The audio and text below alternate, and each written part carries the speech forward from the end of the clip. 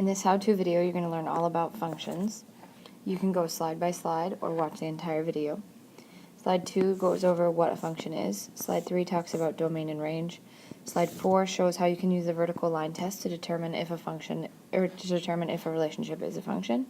Slide 5 talks about independent and dependent variables, and slide 6 talks about the basics of writing rules for functions. A function is a relationship between input and output. The input is normally x, the output is normally y, where each input has to have exactly one output. So whatever number you put in, only one number comes out. A lot of people think that a function has to follow a pattern, and while it often does, that is not part of a function. It's just that every time you put a number in, one number can come out. One way to help you decide is to answer this question. If I put blank in, how many numbers come out? If the answer to that question is always 1, then you have a function. So your first input is 2, out comes a 5. That's one output. First input is 5, out comes a 12. That's one output. Next input is 7, out comes a 21. One output. Then 18 goes in, 32 comes out, one output. 34 goes in, 37 comes out, one output. So this would in fact be a function because each input has one output. This example right here would be a relationship between input and output that is not a function, and the reason is because your input of 1 has two different outputs. When you put in a 1, you could potentially get out a 2, or you could get out a 4. Since there's more than one output for that input, this would not be a function.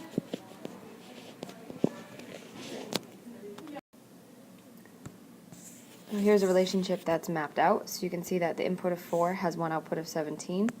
The input of 30 has one output of 24. But since the input of 6 has two different outputs, that would not be a function. So that would be no. This next problem always confuses people. So 8 has one output. It's 11. 25 has one output. It's 11. 22 has one output. It's 33. The answer to this question is always 1. Each input goes to one output. It doesn't matter that 8 and 25 have the same output. What matters is that 8 has one output. It's 11. 25 has one output. It's 11. So this would be yes, it is a function. Domain is all of the possible inputs in a function, and range is all of the possible outputs. When dealing with word problems or real-world problems, you'll most likely see the domain and range expressed as inequalities. For something like this, all you'd have to do is identify it from the table. So for the first function, our inputs are our x's, so we have 2, 5, 7, 18, 34. And the range is your outputs, which is your y's, so that would be 5, 12, 21, 32, and 37. And then for the next one, your domain would be 4, 6, 8, 10, 12. And your range, you could say 3 over and over, but the only number that's coming out is 3, so you could just say 3. The vertical line test is another way you can determine if a relationship is a function.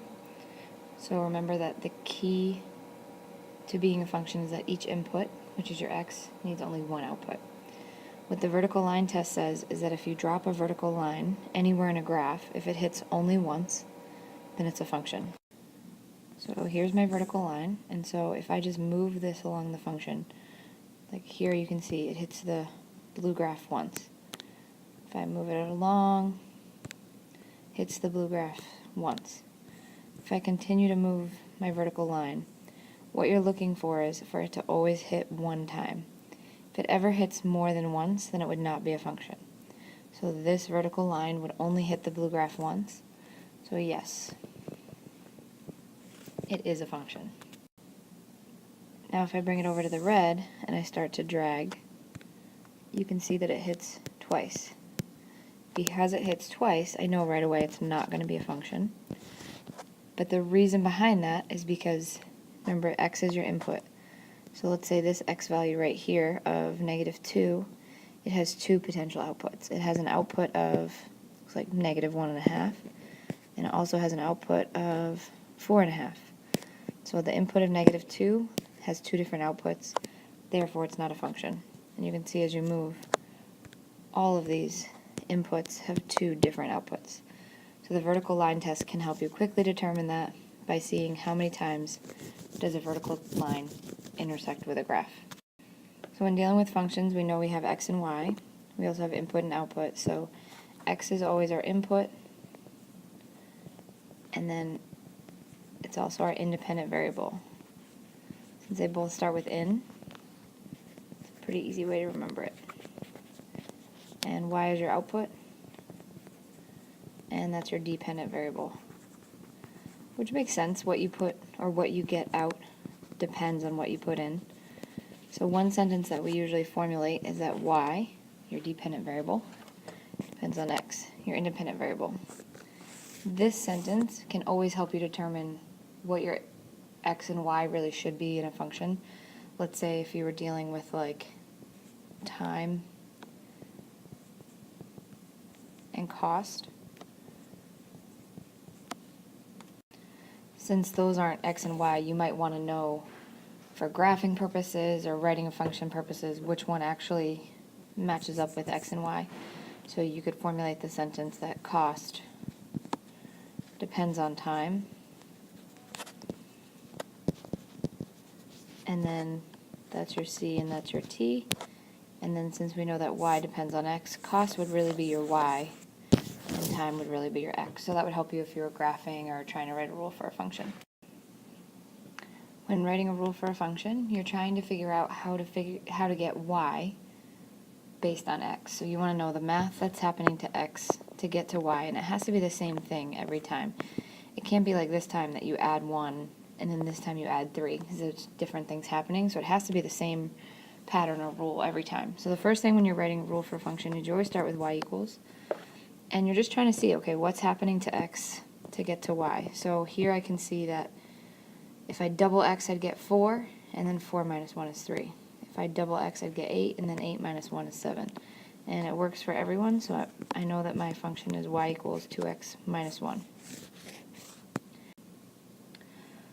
You can also, if you can't see that pattern or rule, you can use the delta x, delta y method. So what that says is you look at your table and you find out how much is x changing by each time. Now in this case it's up by 2, then by 3, then by 1, then by 4. So since it's not consistent, what I'm going to do is I'm actually just going to zoom in on this little section and only use that section. So here, from 2 to 4, delta x is 2, and in that same section, from 3 to 7, delta y is 4. Keep in mind that if it were to go down, it would be negative. The next thing in the delta x, delta y method is you make a fraction with delta y always on top. So in this case that was 4 over 2, and then you simplify. That number that you just found, this one right here, always becomes your coefficient of x. So I know my function's at least going to be y equals 2x. Then I would just plug in my first x value, which is 2. If I replace x with 2, 2 times 2 is 4. But I didn't want it to be 4, I wanted it to be 3, so the way to adjust it is to minus 1.